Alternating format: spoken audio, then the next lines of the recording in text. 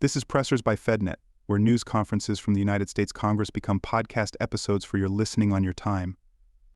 In this December 17th news conference in the House studio, Democratic Caucus Chair Pete Aguilar led DPCC co-chairs Debbie Dingell, Lauren Underwood, Lori Trahan, and Maxwell Frost with attacks on the incoming Trump administration's purported plans for economic reforms, privatizing the Postal Service, and more. Aguilar and Dingell took questions about committee leadership elections, TikTok, and government funding talks. The following material is protected by copyright. Grateful to the Democratic Policy and Communications Committee for joining me here today. My thoughts are with Vice Chair Ted Lieu, who is tending to some family matters as well. It's clear that the American people want us to tackle the affordability crisis. They voted to lower their own costs. They didn't vote to lower corporate tax rates. Donald Trump and House Republicans have decided that your concerns aren't as important as the billionaire donors that he has made promises to. Trump repeatedly said during the campaign that he would bring costs down.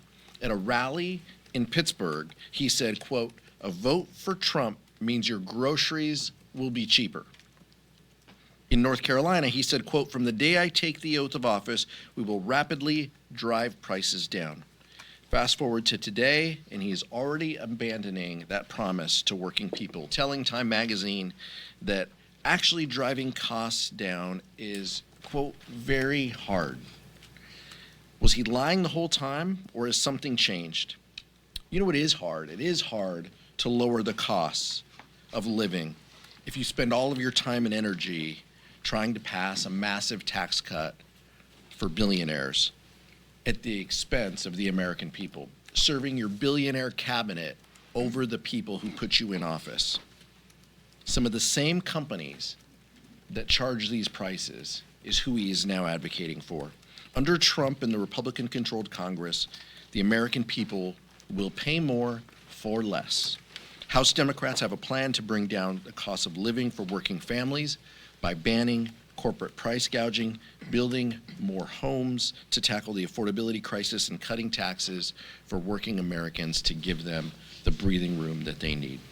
Would now like to yield to the DPCC Chair, Debbie Dingell. Thanks, Pete. And I want to thank Pete for all of his hard work in organizing the caucus, preparing us for the 119th caucus, and we are going to really be ready for next year. We are ready. House Democrats are ready for what lies ahead. So we're going to, if there are things that are going to help the people that we represent, we're going to be working with everybody. And if they are going to be doing things that are going to only help Donald Trump's friends, the billionaires, we're not going to sit by and be quiet. We are prepared for the work ahead. And I'm going to give you an example of where, well, we're probably not all together even on our side some days. Tariffs are a tool in the toolbox. If you're from an auto state, you got manufacturing, you got steel, I'm going to work with them to protect my workers. But there are also things that last Saturday at home, I sat with a group of people in Ann Arbor. And I had a young man who voted for Donald Trump who said to me, you know, Democrats didn't take seriously the discussion about the cost of a dozen eggs. That really matters to somebody like me who's 27 years old and can't make enough money to succeed. And now he's saying it's hard to lower the cost. We are going to work to lower those grocery prices. We've been doing it, and we're going to continue to do it. Well, he talks about we're not going to let people defund public services like veterans care or take care of our kids or what seniors rely on. And his most recent is he's talking about privatizing the post office, which would hurt rural Americans the most, and especially seniors and others who depend upon the United States Postal Service to deliver their medications. I'm going to ask you, is the agenda that we're hearing right now the agenda that works for everyday working men and women? House Republicans want to give tax breaks, but who's going to get the tax breaks? Those everyday working men and women we are going to fight for, and they're going to give a lot of benefits to the ultra wealthy. I'm just one of those people that think the wealthy should have to pay their fair share, and corporations should be paying their fair share. Democrats are the ones that are going to put working families first. We always do. We're the party of Social Security and Medicare, the party of job creators, and quite frankly, road repairers, the party of common sense gun safety. And our hearts, again, go out to the families as we watched another senseless, not understandable shooting in Wisconsin yesterday. We're not going to stop fighting for you. So I want to thank you for being here. I'm wishing all of you a happy holiday season and turning this over to my co-chair, Lauren Underwood.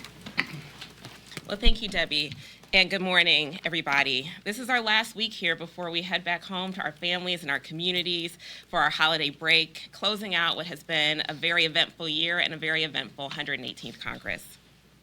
Through it all, every step of the way, our House Democratic Caucus has made it clear that we put people over politics, and we're focused on the issues that working families are focused on. We show up every day to make life better for the American people and to do the work that they sent us here to do. Bringing down costs, keeping our government funded and open, getting families high-quality, affordable health care. Our community sent us here to solve problems. And that has been and will continue to be our focus as we head into the 119th Congress. Unfortunately, the same cannot be said for House Republicans. It's been a few weeks since we learned the results of the election, and in that time, they have made their priorities for the next 2 years completely clear. They want sweeping tax breaks for the richest and wealthiest Americans, paid for with deep cuts to Social Security and Medicare. They've attacked LGBTQ Americans. They have plans for a nationwide abortion ban, and that they will support tariffs that will bring pain on working families. And that's just what the House Republicans have been up to. Donald Trump has been busy starting on Project 2025, walking back on his campaign promises and filling his cabinet with unqualified and alarming picks. It's extremism, and it's completely out of touch with our communities. And while we will always work to find common ground on any issue, we will not yield to this, not now and not throughout the 119th Congress.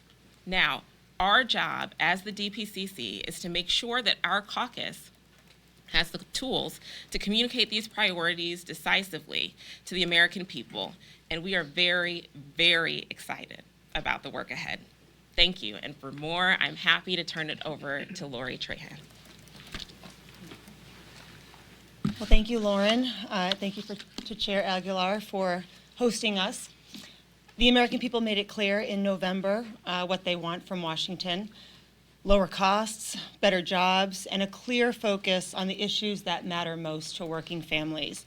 What they didn't vote for is Donald Trump undermining and defunding the government services that actually work for them. That's why many Americans were understandably shocked by yesterday's announcement that President-elect Trump is seeking to privatize the United States Postal Service. Millions of Americans rely on the mail every day for their life-saving prescriptions, to pay their bills, receive their Social Security benefits, and during the holidays, mail out their presents. And they do it through the USPS because they can do it in a timely fashion and at a cost they can afford. That's why year in and year out, the Postal Service is rated one of the most trusted, reliable agencies in our country. Tell me how gifting this service to a billionaire CEO who will raise prices to pad their bottom line helps working families who will be forced to pay more. You can't, because it doesn't make any sense. This is a classic bait and switch by Donald Trump, who since Election Day has proven that he was willing to say one thing on the campaign trail, but do another in office. In fact, in addition to taking steps to increase Americans' shipping and delivery costs, the president-elect is also walking back his promise to lower grocery prices. He's not even in office yet, and he's decided that it's just too hard. Let's be clear. House Democrats will not give up on the fight to lower prices for working families, and we're willing to work hard with any of our colleagues who are serious about joining us in that effort. But privatizing the United States Postal Service will do the opposite. It'll raise prices for families. and House Democrats will oppose any effort like that that will hurt hardworking Americans. Thank you, and it's now my pleasure to turn it over to my fellow co-chair, Maxwell Frost. Thank you, Lori. Good morning, everybody. And like Chair Dingell did, I just want to express my condolences to the families and the people who lost their lives and lost loved ones in the horrible shooting that happened yesterday. You know, I love the Maya Angelou quote, when someone tells you who they are, believe them the first time. When Donald Trump went to the NRA headquarters and said, "I'm going to work for you," I believed him. When he goes to billionaires and oil executives and says, "You give me X amount of contributions and I will do everything I can to make sure you make more money," I believed him then. And what we're seeing now is him living up to the promises that he gave to the most wealthiest people in this country, valuing profits over our lives and our livelihood as working people. The images that come to mind are the fact that yesterday there was a second grader on the floor on the phone with 911 to say that there was a shooter in the school. And while that second grader was on the floor making that call, their teacher was at the door with a pair of scissors, ready to defend the lives of the kids in the classroom. When just a few months ago on the campaign trail, Donald Trump made it clear that he values the profits of the gun industry more than he values the lives of our children and our people. The images that come to mind are billionaires like Elon Musk and Vivek Ramaswamy walking through the halls of Congress, talking about firing unelected bureaucrats when they're actually talking about civil servants and people who help make our government work. And this is Donald Trump living up to the promises he gave the wealthiest in this country, that he would do everything he can for them. But he also lied to a bunch of us. He lied to the working class people because he's not fighting for us. I mean, just look at the fact that he's amassed one of the richest cabinets in the history of this country.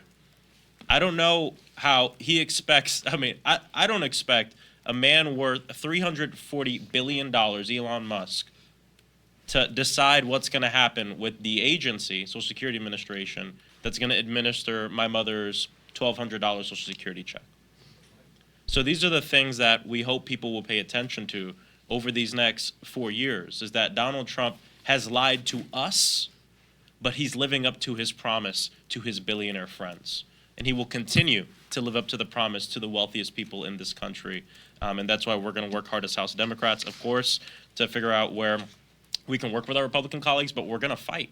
We're going to fight for people, no matter who you are, because we believe that seeing the world through the eyes of the most vulnerable is the best way to legislate, and that's what makes us different than the Republican Party. So thank you, and I'll yield back to the chair. Thank you, Maxwell. Thank you to my colleagues for their comments. I'm happy to take some questions. Go ahead. Thank you for the question. Your caucus just underwent a few different contested ranking member elections. You're having kind of some new faces in leadership. I'm just wondering how you think that sets you guys up for the next 2 years and also to try to win back the majority in 2026. We're ready to go. This is part of our organizational process, electing ranking members. I want to congratulate Angie Craig, who will take the gavel of the Agriculture Committee, Jared Huffman, who will be the ranking member of the Natural Resources Committee, and Jerry Connolly in Government Oversight. Also want to congratulate those who ran against them. Alexandria Ocasio-Cortez, Jim Costa, and Melanie Stansbury. We're the Democratic Caucus. There are different ideas and viewpoints within the caucus, but we're moving forward, and this is part of our internal process. We will now populate committees and get ready for the 119th Congress. I don't think that there's much more to read into that other than Democrats run for offices, and some of us have run for offices and come up short in these leadership elections. So nothing is final, and congratulate those ranking members who are taking leadership positions of these committees, and look forward to working with them over the next Congress.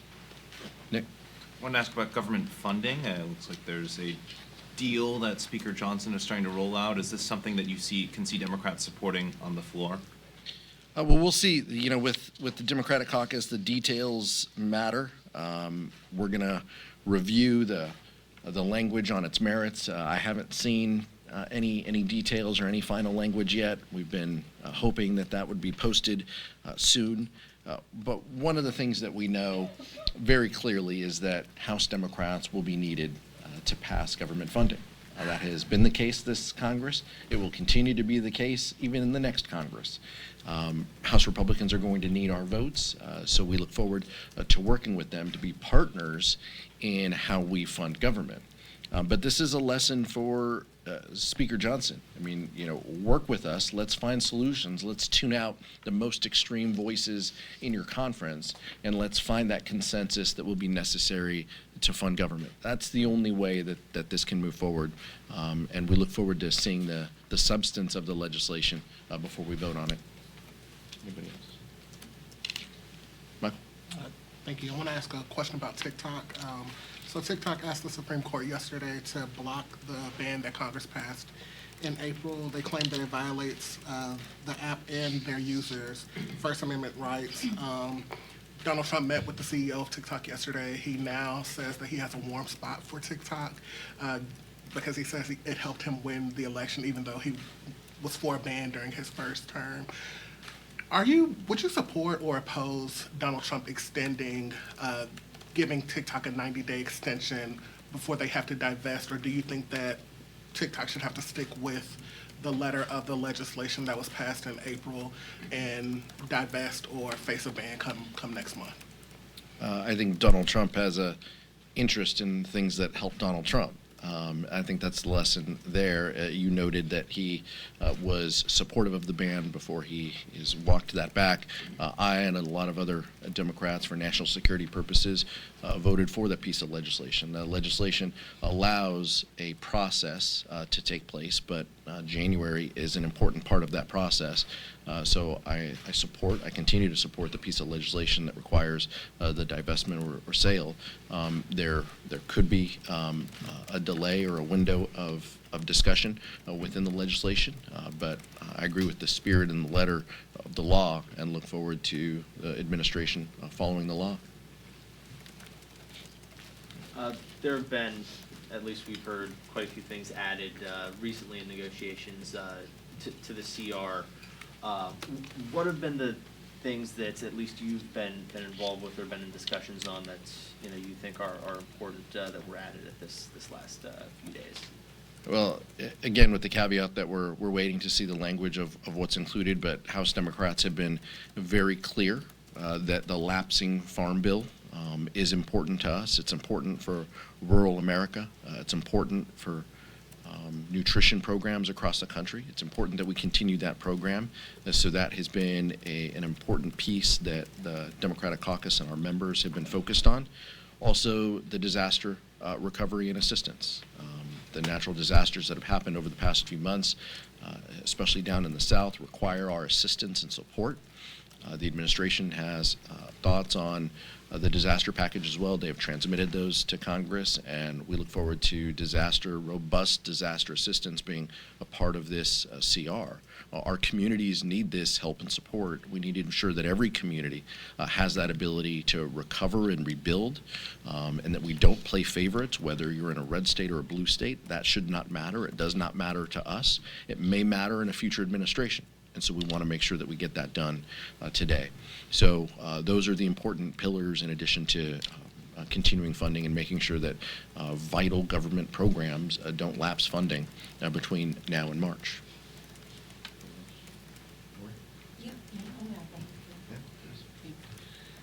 I think one other thing that we're also tracking, because there was a pileup of legislation that didn't get through in the sort of campaign season part of the year, we obviously want to make sure that telehealth flexibilities are extended. So many people in our communities rely on that to access their care.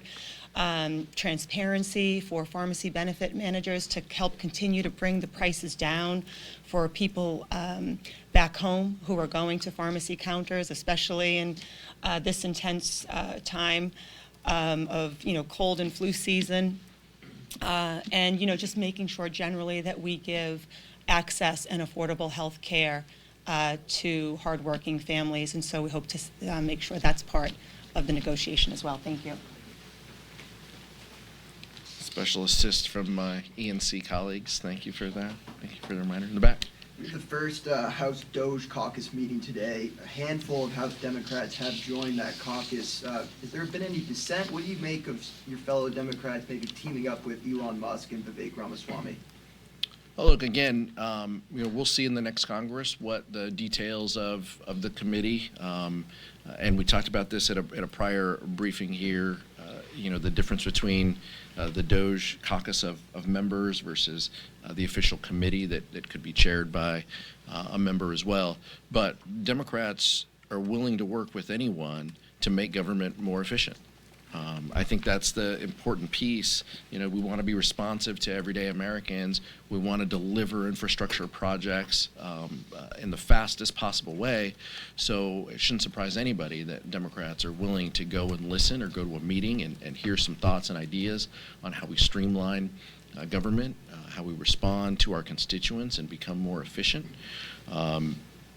That's what is important. Now, there's a lot of caveats here, and my colleagues have talked about this. That does not mean that we support privatizing the Postal Service. That does not mean we are going to prioritize under a broader efficiency category displacing jobs and vital services that the American public relies on. So we will speak out against those policies that hurt our communities. But we're going to listen and have conversations about efficiencies and making government more efficient. I was a mayor of a medium-sized city and have spent a lot of time, going over details and trying to find efficiencies where we can.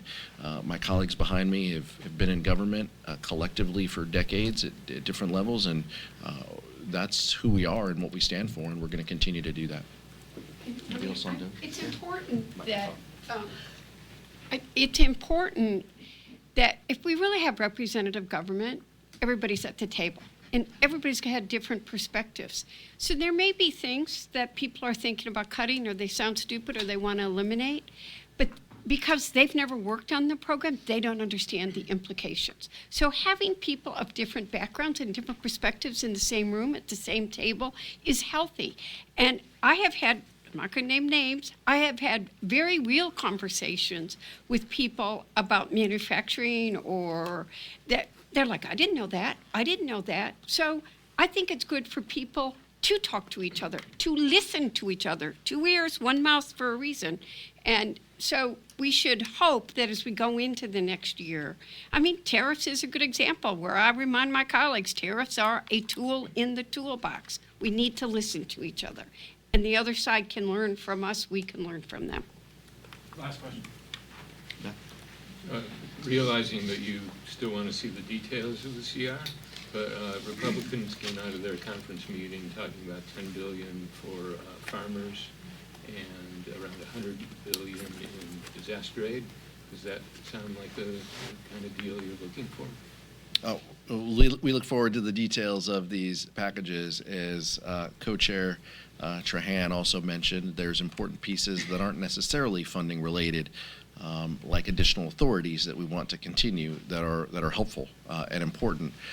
So nothing is final until everything is final. We want to see the details of this package, and so I think that's how we're going to approach it. But important priorities like disaster, like healthcare, like help for farmers, like disaster assistance, those are going to be the pieces, the components of this deal. We want to make sure that the numbers are right. We're going to have to see what the numbers are. But we've read the public reporting as well, and I think that tracks with the reporting that we've seen. We just look forward to seeing it in print, and I hope that Speaker Johnson puts this out soon so we can vote and enjoy our holiday time with our family. So the last point, we spend a lot of time here together. I want to thank you for everything this year, for working with us, for being the individuals responsible to help tell that story. You folks in this room exercising, ensuring and protecting the First Amendment. We won't always agree with what you write, every letter that you write, but we appreciate the work that you do. Thanks for listening to this FedNet podcast, and be sure to subscribe on your favorite podcast platform. This program is copyrighted by Federal Network, Incorporated, and provided only for informational and educational purposes. Unauthorized reproduction, distribution, or use of this episode without expressed written permission from FedNet is prohibited. Stay tuned as the lame duck session of Congress nears adjournment.